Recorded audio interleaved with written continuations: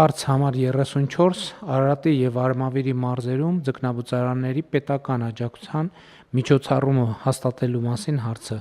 զեկուցող էկոնոմիկայի նախարար Գևորգ Պապոյան։ Համեցեք, պարոն Պապոյան։ Շնորհակալություն, մեծարգո վարչապետ, հարգելի գործընկերներ, նախագծով նախատեսվում է աջակցություն տրամադրել Արարատի և Արմավիրի մարզում գտնվող արդյունագործական ձկնաբուծական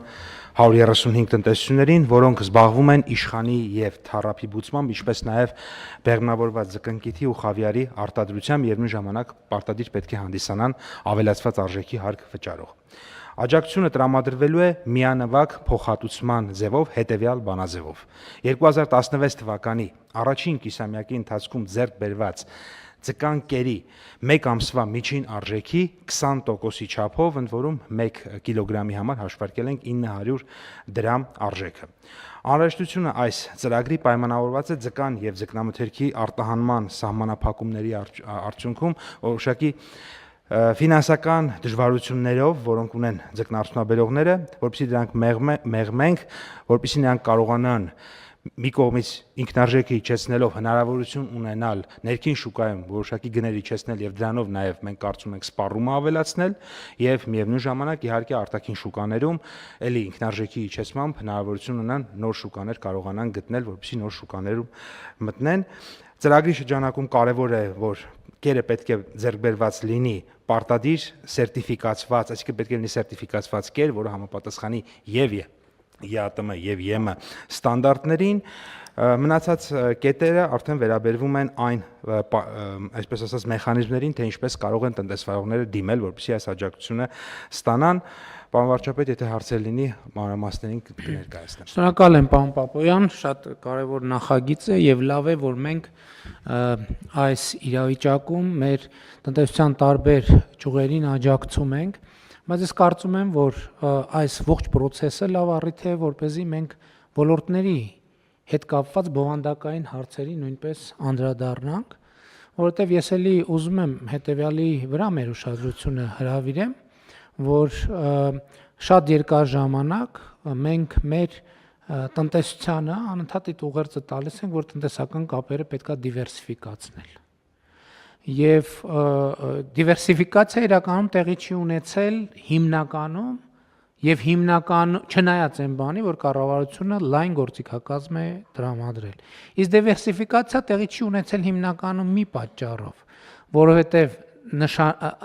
գնալ դիվերսիֆիկացիայի ճանապարհով նշանակում է գնալ արդյունավետությունը, արտադրողականությունը, ստանդարտները բարձրացնելու ճանապարհով։ Նույն ձկնաբուծական ոլորտի հետ կապված ես ասեմ, ես խնդրել էի Պեկին, ինձ հետաքրքիր էր օրինակ ոլորտը ինչքան հարկ է գեներացնում։ Եվ պարզեցի, որ տարեկան հարկերը ձկան արդյունաբերության 2.5-ից 3 միլիարդ դրամի շրջանակում են տարեկան։ Իսկ եթե հետահայաց նայենք, թե այս ընթացքում ինչ է տեղի ունեցել անգին մի ռեսուրսի արտեզյան ջրավազանի հետ եւ մի կշերքի նժարին դնենք նա, մյուս նժարին դնենք նա, մի սարսափելի պատկեր կստանանք, թե ինչպես ենք մենք մեզ հյուծում, ինչպես ենք մենք մեզ սպառում։ Ես ուզում եմ հիշեցնել, որ նախորդ տարի կամ 2 տարի առաջ մենք փակ ջրի օգտագործման փակ ցիկլի մասին որոշում կայացրինք։ Մեր հարգելի ձկնարտադրողները ցույցեր արեցին եւ այլն, կառավարությունը չտրվեց դրան եւ մենք շարունակ մնացինք այդ որոշմանը, ինչ տեղի ունեցավ հետո։ Մեր հարգելի ձկնարդյունաբերողները դիմեցին դատարան եւ մեր հարգելի դատարանը չեղարկեց այդ որոշումը։ Այսինքն այն որոշումը, որ կառավարությունը, կարծեմ օրենք էինք ընդունել եւ նաեւ որոշում էինք ընդունել, զրոյացրեցին այդ որոշումը, այսինքն ասցին, որ կարող է այդ արտեզյան ավազանը էլի շարունակենք հանել ու լցնել բանով դրենաժով ուղարկել Հայաստանի Հանրապետությունից դուրս։ Շատ լավ է, որ աջակցում ենք, բայց ես հարցեր ունեմ։ Ինչի՞ է տարեկան հարկային եկամուտը 2.5-ից 3 միլիարդ դրամ։ Ինչի՞, ես հարցին պետքա պատասխան ստանանք։ Էս ինչ տնտեսության հսկայական ճյուղ է, որ երբեմն ամբողջ կառավարությունը, ամբողջ ազգային ժողովը, բոլորը, ամբողջ մամուլը, բոլորը քննարկում են, Բայց իր հարկային արժեքը տարեկան 2.5 միլիարդ դրամ է։ Այս հարցերին մենք պետք է առերեսվենք, ընկերներ, կամ ստեղ ահավոր մեծ ստվեր կա, մենք այս ստվերի հետևից պետք է գնանք, կամ էլ մենք էլի ասում ենք, մենք այսօր ասում ենք, աշխարհի ծովերի, օվկիանոսների եւ գետերի ջրային ռեսուրսների կեսին տիրապետող երկիր մենք ձուկ ենք արտահանում։ Էս ի՞նչ է նշանակում։ Չէ, լավ է, գոհ եմ։ Բայց պետք է սրա կշիռը հասկանանք, մենք ինչքան ջուր ենք վատնում, ինչքան ձուկ ենք արտահանում։ Սա ես ասում եմ, այս որոշման ընդունման ոչ թե հեճուկ, ասում եմ շատ լավ է, բայց մենք պետք է այս թեմաների մասին խոսանք։ Երեք մենք խոսում ենք բանի մասին, մի ուրիշ առիթով խոսում ենք, տեսեք, դիվերսիֆիկացիայի մասին, նույն կոնյակ բրենդի եւ այլն այս պատմությունների մասին։ Եթե մենք ուզում ենք միջազգային շուկա դուրս գալ միջազգային ստանդարտի տրամաբանությամբ, ուրեմն այդ խմիչքը պետք է արտադրվի կաղնե տակառների մեջ։ Հայաստանի Հանրապետությունում մասամբ այդ խմիչքը արտադրվում է կաղնե տակառների մեջ, բայց հիմնականում արտադրվում է մետաղե տարաների մեջ, որի մեջ տեղադրված են կաղնե տախտակներ։ Եվ իմիջայլոց այդ տարաների մի զգալի մասը մեր լիզինգի ծրագրով է ձեռք բերված։ Այսինքն սրանք այս խնդիրներին մենք պետք է առերեսվենք։ Ես այս դահլիճում քանի անգամ եմ խոսել ստանդարտի մասին։ Տասնյակ անգամներ խոսել եմ ստանդարտի մասին։ Բայց մենք ընդ չի որ ստանդարտի մասին խոսում ենք, դե ասում ենք, գիտեք ինչ, գնացեք ստանդարտ, մենք ասում ենք ստանդարտը սահմանում ենք, ասում ենք Ժորժ ջան, եկեք իրար հետ մենք ձեր կողքը կանգնենք, դուք մեր կողքը կանգնենք։ Ստանդարտի մեջ գնենք։ Էլ չեմ ասում այդ արտադրանքի որակի հետ կապված խնդիրները։ Ինչքանով են իրանք որակական ստանդարտներին համապատասխանում։ Ընդ որում պետք չի ամբողջացնել, որովհետև կան արտադրողներ, որոնք այո, բայց կան արտադրողներ, որոնք ոչ։ Ես օրինակ իմ անձնական փորձը ասեմ, կրքեր կբորբոքեմ դրանով, բայց վաղուց այդ աճեցված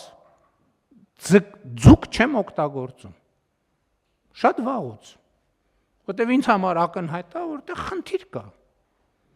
Որտեվ նախ պատահում է անբնական ինչ որ ձկան հետ առնչվում ես, դեռ մեզ ճարպերը սենց հոսում են վրայից, ինչ որ տարօրինակ եւ անտրամաբանական։ Ասենք սրանք հարցեր են, որոնց պետք է անդրադառնանք։ Եվ մենք հայո Հայաստանի ներսում այս սննդի որակի հետ կապված խնդիրներին պետք է անդրադառնանք, որովհետև այո, տենց հերթով անցնելով,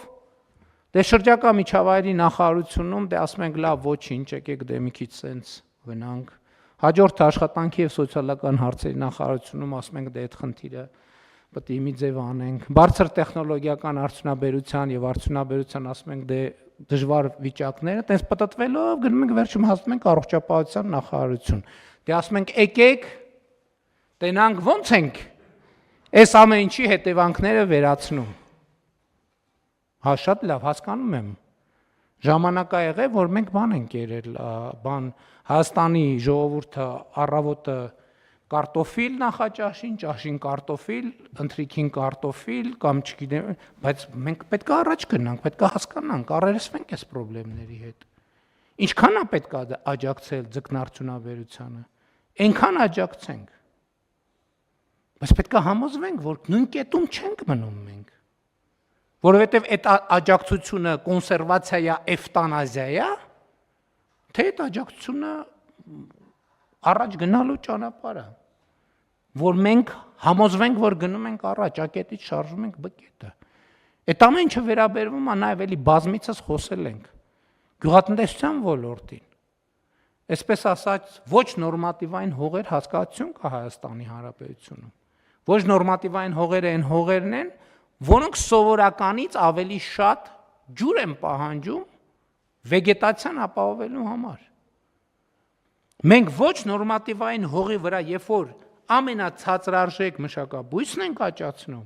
ստեղ հարց է Ժորժ ջան, 1000 դրամի ջուր ենք վատնում, Լավ 1050 դրամի արտադրանք ստանում։ Մենք չենք ասում այդ հողի վրա բան չաճացնենք, բայց ասում ենք այդտեղ աճացնենք ոչ թե